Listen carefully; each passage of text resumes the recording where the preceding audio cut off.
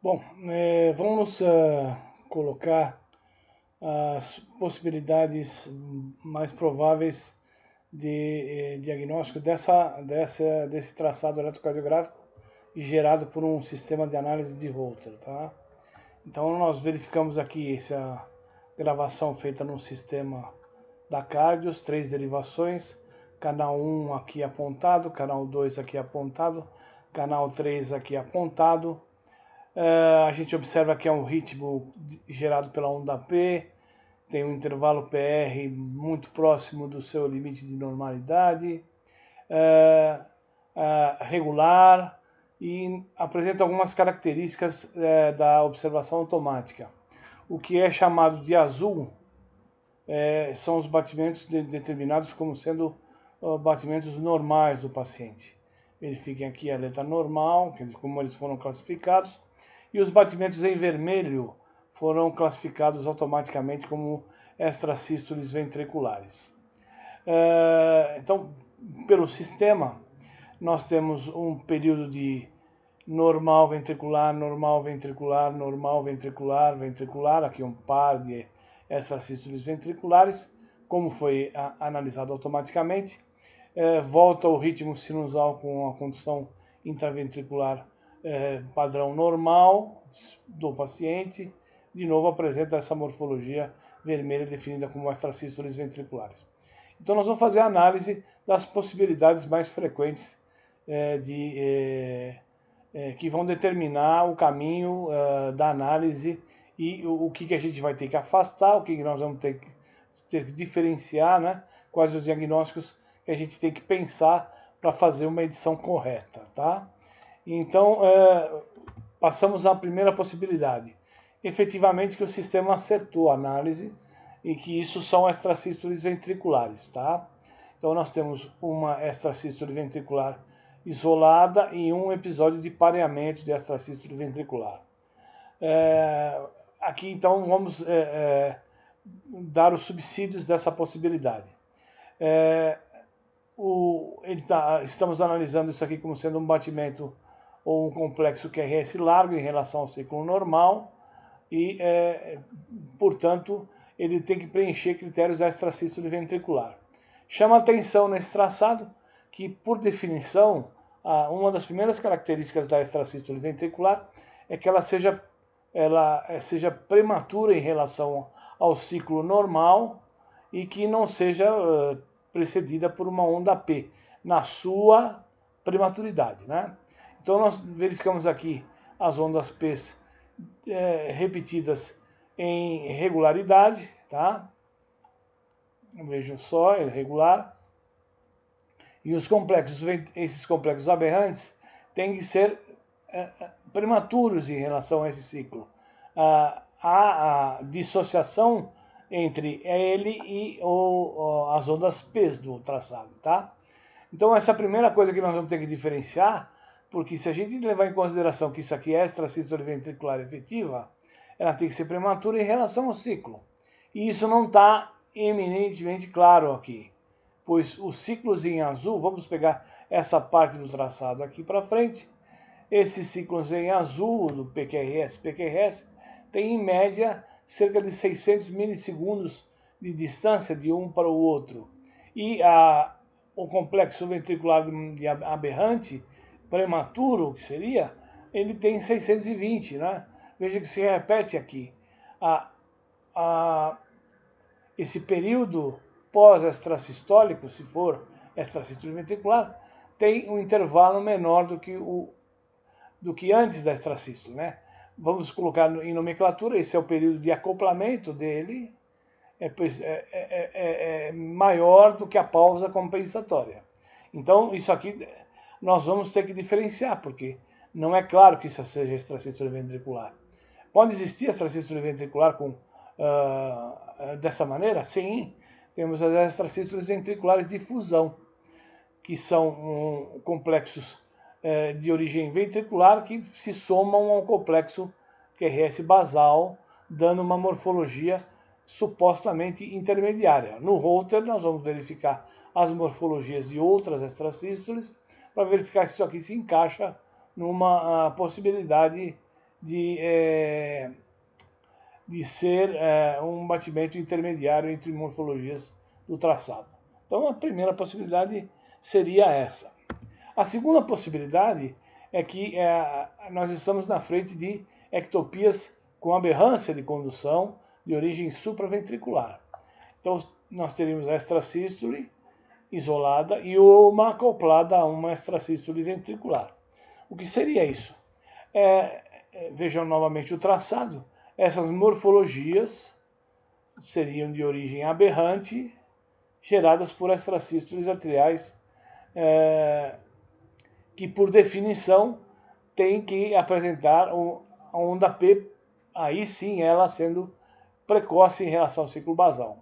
Mas isso é uma coisa que também há necessidade de a gente verificar durante o exame, porque o PP parece regular, a gente afasta teoricamente a possibilidade disso ser uma extrasístole atrial, seria o P prematuro, e aí a aberrância de condução, essa morfologia no Holter da cardios é uma morfologia de bloqueio de ramo direito, o que facilita essa identificação de aberrância de condução. Então nós teremos isoladas, isoladas e uma isolada que é seguida por uma extrasístole ventricular.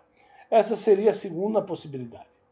Vamos à terceira possibilidade, que esse traçado seja um bloqueio de ramo intermitente e, portanto, você vai ter extrasístoles ventriculares que são isoladas, né, isolada no traçado, e tudo aquilo que está em vermelho vai ser chamado de bloqueio de ramo, intermitente no caso, porque ele intercala com o QRS padrão normal.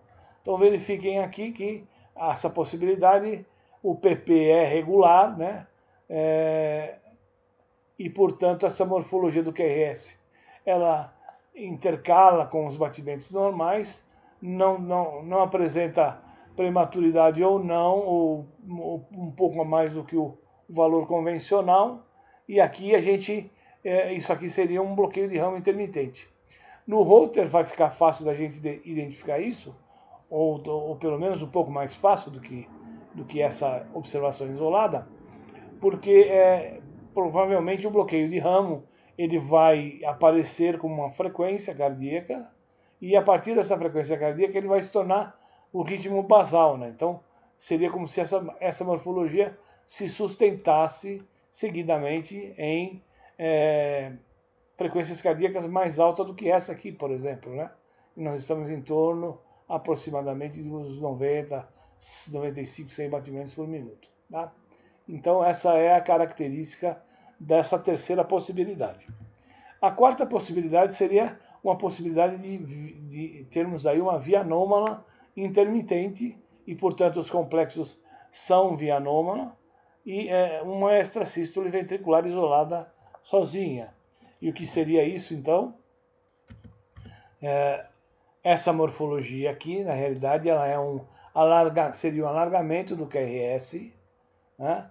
E teria que ser acompanhado, na maioria das vezes, com um encurtamento do intervalo PR, definindo a pré-excitação, mas como o Holter são 3 canais e ele não é um gold standard para a gente avaliar vias anômalas, né?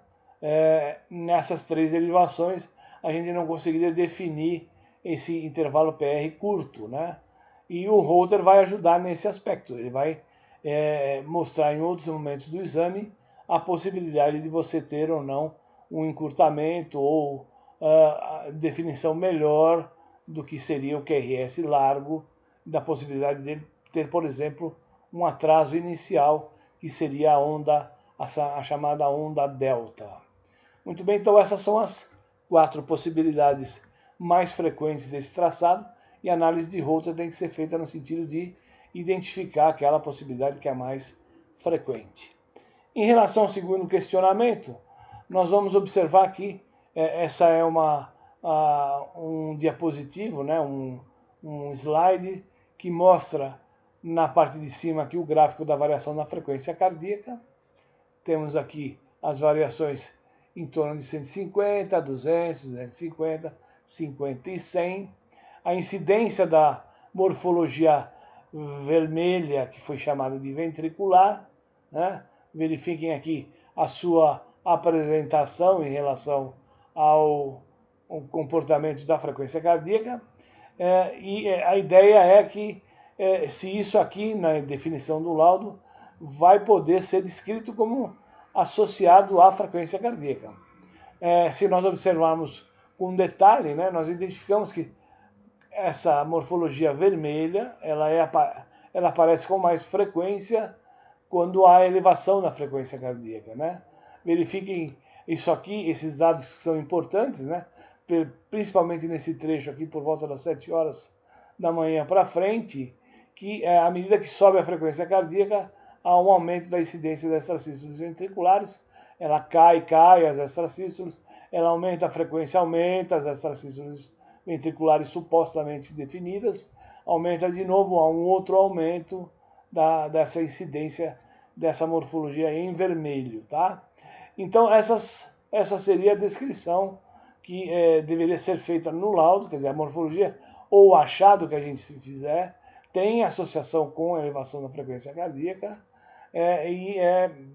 por exemplo, se você for analisar que de 23 às 7 horas ela quase desaparece, são os momentos do exame com a frequência cardíaca menor do exame, e que identifica isso como uma maneira adequada de descrição no seu laudo, tá?